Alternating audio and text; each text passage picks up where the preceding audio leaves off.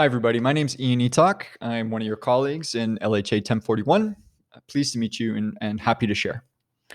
My question for you today is, what are you doing right now to combat racism in your schools? Think about it. Take stock for a moment. How do you address difficult topics around race and racism when they land on your doorstep, in your class? Maybe you already teach about the Holocaust. After all, it's, if students learn about a genocide that took place earlier in the 20th century, they'll more critically examine their own complicity in a racialized system, right? Maybe you teach a unit, a week, or a month that examines the effects of residential schools in Ontario or Canada. Maybe every February, you spend some time looking at the valuable contributions of Black Canadians and Americans in order to honor Black History Month.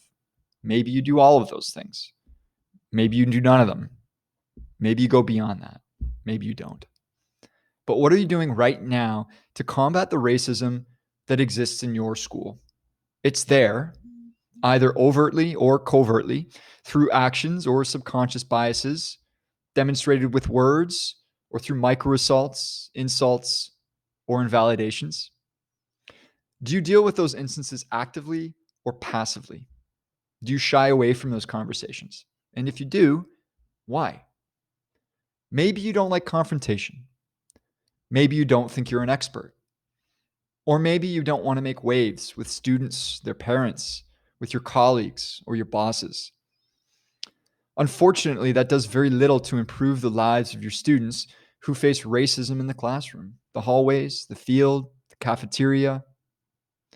It can be difficult to speak truth to power, particularly in a world that is so noisy, full of invalidating anecdotes, full of both sidisms, or a 24-hour news cycle that reinforces whichever worldview the viewer already possesses. Maybe you work on respecting all points of view, or maybe you feel like you just have too much to lose if you do create those waves. The truth is, the stakes are too high to do nothing. Racialized students and communities suffer in systems that support or continue racist behaviors and policies. The effects on physical health and well-being, on social economic status, on social mobility are well documented. The reason I hope that you got into teaching was to improve those things for your students, for all of your students. And having the choice of whether or not to engage with the barriers that face your students of color also comes from a place of privilege, maybe based on exactly where your intersection of race and class and gender or gender identity lies.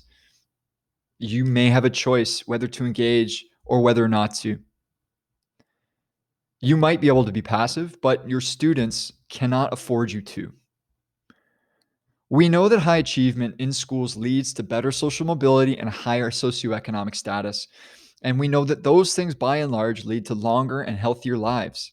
We also know that in Ontario, right now, there is an implicit bias in many educators that skews negatively when it comes to Black students. Lower learning skills and lower grades for the same work, less opportunity for the same work. It's not, unfortunately, enough to be a good person with good intentions, which I believe that you are. You must break through the noise and be actively anti-racist in your school. I want to tell you how I think you can begin that process. Before I do that, I would like to tell you a little bit about two passions of mine, music and technology. First, I enjoy almost kinds of music, classical music to electronica music, classic rock, and hip hop. I love it all. Possible exception of SoundCloud rap, which I think just repeats the refrain over and over again ad nauseum, but to each his own. I also love technology. I also realize that might sound like something a character from Napoleon Dynamite might say. Still, I'm into it. Years ago, I discovered a beautiful confluence of these two things in a Best Buy.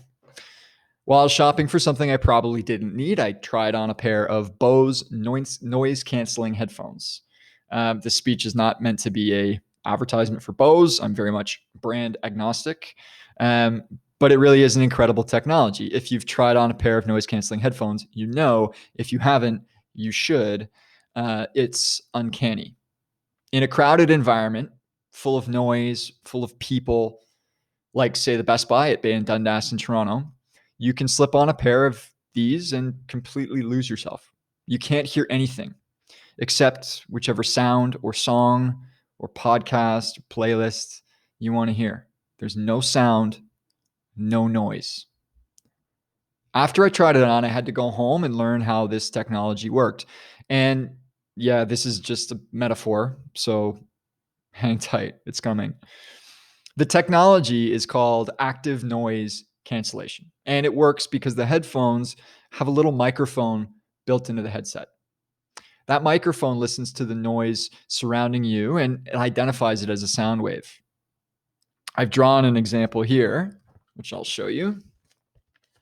It's very rudimentary, but it will allow us to understand the point.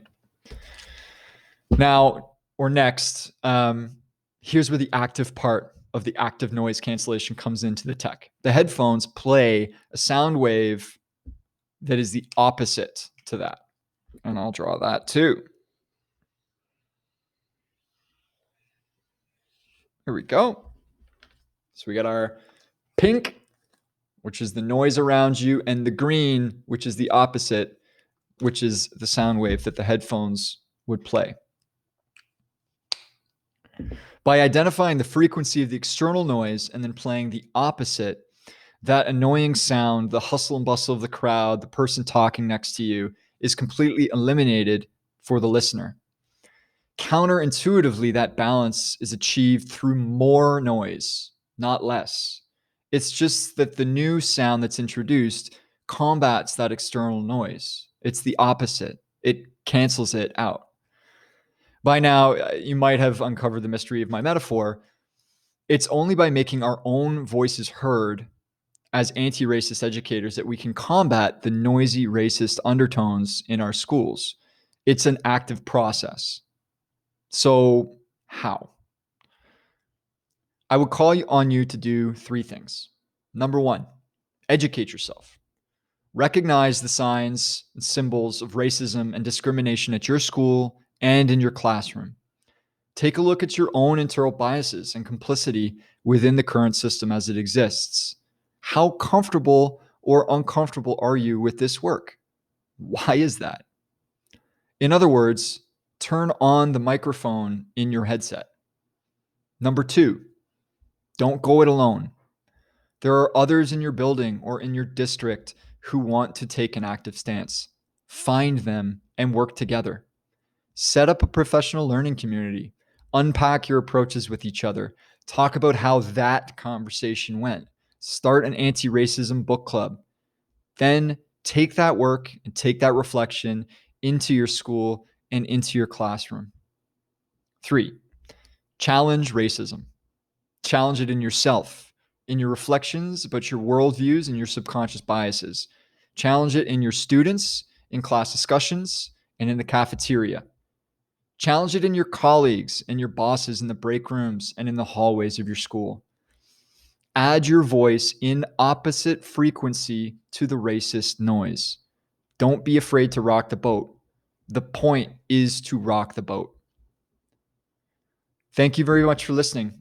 I hope that you find some time to actively participate with me and help me out with your questions and comments and feedback so that we can continue this very important conversation. In closing, I'll ask again, what are you doing right now to combat racism in your school? And what will you do tomorrow? Will it be passive or will it be active? Thank you.